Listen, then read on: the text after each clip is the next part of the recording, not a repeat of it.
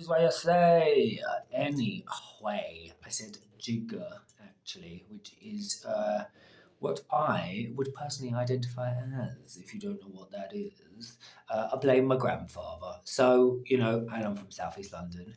Anyway, I made some controversial statements about Israel because I don't like what's going on there. Listen, right? It's not anti-Semitic, which once again, my granddad was a Jew. I am not okay with the fact that there are kids dying in Gaza. So I actually made a post that said pro-life because I do think, listen, I'm all for, once again, we're going to get to the power of women's empowerment, female empowerment, the autonomy that women should have.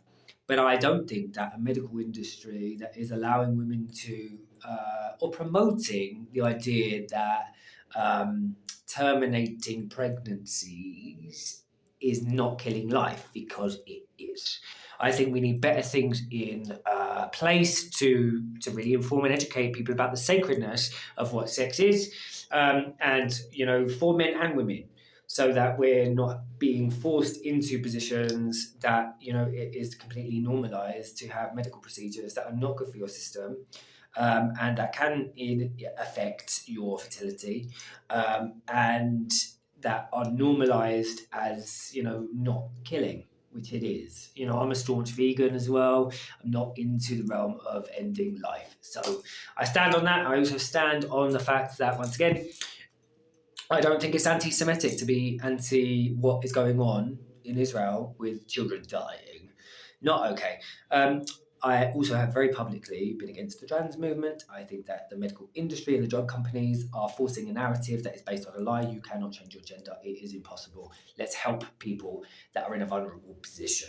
And that, once again, comes down to power, right? To not stand up and voice and vocalize against atrocities that are going on in the world,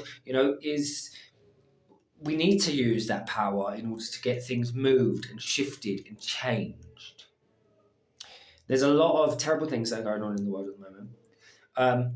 I think that we need very strong men and very strong women, and to listen to the space that I was having a conversation with somebody today about the fact that women.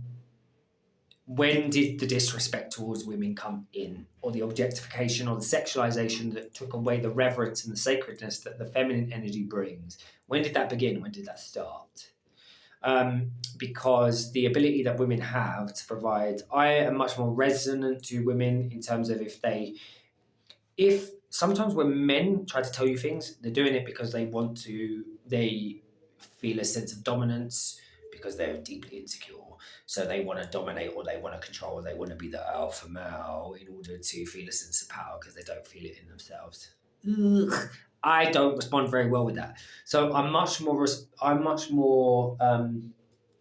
what's the word? If I have a mother and two sisters who are older than me, if a woman tells me off, or if a woman gives me advice, I'm much more, I take it in better than if a man is giving me advice, unless that man is, genuine on the level and I can see it's not coming from that space. So responsive is maybe the word. I take well better with women. Apart from, there's also the side of the feminine energy that tries to manipulate sometimes and is a bit subversive, and I don't enjoy that either. But once again, these are all tactics that people use to get power. The issue is this: if you are moving from wounding, trauma, pain, and you're trying to get power because you're dominating and controlling because you feel a lack within yourself, that foundation is faulty. It is not going to work. So hopefully what will happen is all of this shit that's going on within the world, is based on fear, which means that hopefully it should, what does it say? What's that phrase? Evil destroys itself. Why is my